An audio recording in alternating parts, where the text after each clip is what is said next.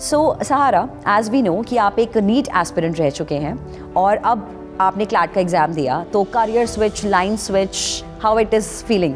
अगर क्लैट नहीं होता, एनएलएस बैंगलोर नहीं होता, तो आपका कौन सा करियर पाथ होता? तो जब डाउन वाले मोमेंट्स आते थे तो आप अपने आप को चिल आउट करने के लिए क्या करते थे? बाइक उठाकर दोस्तों के साथ बाहर निकल जाते थे। CLAT conquered, NLS unlocked. Meet Sahara Nagraj, who managed to achieve his mark in NLS Bangalore, the top #1 law university in India. So let's hear from Sahara कि क्या थे उनके prep confessions, क्या थे unfiltered truths. Welcome. Thank you ma'am. So Sahara, as we know कि आप एक NEET aspirant रह चुके हैं और अब आपने क्लैट का एग्जाम दिया, तो career switch, line switch, how it is feeling?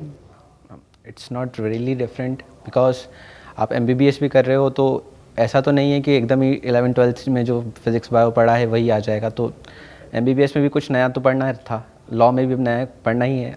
ज़्यादा नया हो जाएगा ये बात है, पर ठीक है, पढ़ लेंगे नया भी। Nice, learning new things is always important, right? Nice.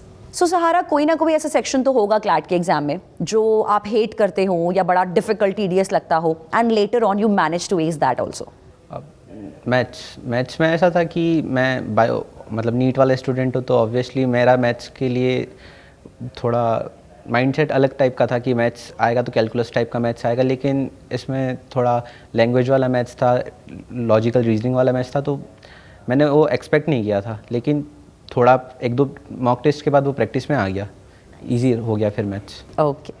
तो सहारा, ऑल्टरनेट यूनिवर्स, अगर क्लैट नहीं होता, NLS बैंगलोर नहीं होता, तो आपका कौन सा करियर पाथ होता? मैं नीट वाला हूँ तो ऑब्वियसली सर्जरी। ऑल्टरनेट यूनिवर्स में तो शायद हो जाता, इस बार नहीं हुआ है। देखो, इस साल भी दिया है मैंने, पर देखते हैं क्या होता है। पेपर टफ था। ओके, तो या तो वकील बनना है या डॉक्टर बनना है। Nice. So as we know Sahara कि क्लैट की जो जर्नी होती है वो टफ होती है, बहुत बार अप्स एंड डाउन्स आते हैं। तो जब डाउन वाले मोमेंट्स आते थे तो आप अपने आप को चिल आउट करने के लिए क्या करते थे?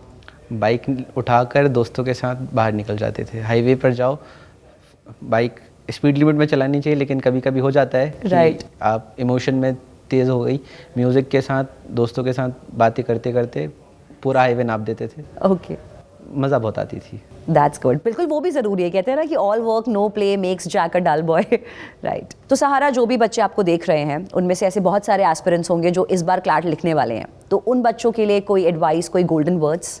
आप थोड़ा मतलब एक्टिव रहिए, अपडेटेड रहिए, क्योंकि जीके उतना टफ है नहीं जितना बच्चे मान लेते हैं। करंट अफेयर्स को अगर आप डेली देख रहे हो तो आपके माइंड में रह जाता है कि यार ये हुआ था, इस साल ये हुआ था। बच्चे इसे बैकलॉग में रख लेते हैं और फिर लास्ट में बोलते हैं कि यार करंट अफेयर्स बहुत टफ हो गया था। राइट, तो आप अपडेटेड रहिए बस। हाँ, क्योंकि फिर वो साल भर के एक साथ पढ़ने पड़ते हैं। फिर आपके माइंड में भी नहीं जाएगी वो बातें कि यार इतना सब कुछ हो गया, अपने को पता ही नहीं है। तो आप थोड़ा थोड़ा, आप न्यूज़ चैनल से ही पता चल जाता है, सोशल मीडिया से पता चल जाता है कि ये हो रहा है देश में। तो आप बस ऐसा नहीं कि आप बुक्स लेकर बैठो, पर आपका हो जाएगा। Nice. Thank you so much Sahara for the knowledge and the insights and the real stories behind your journey. Thank you so much. Congratulations. Thank you.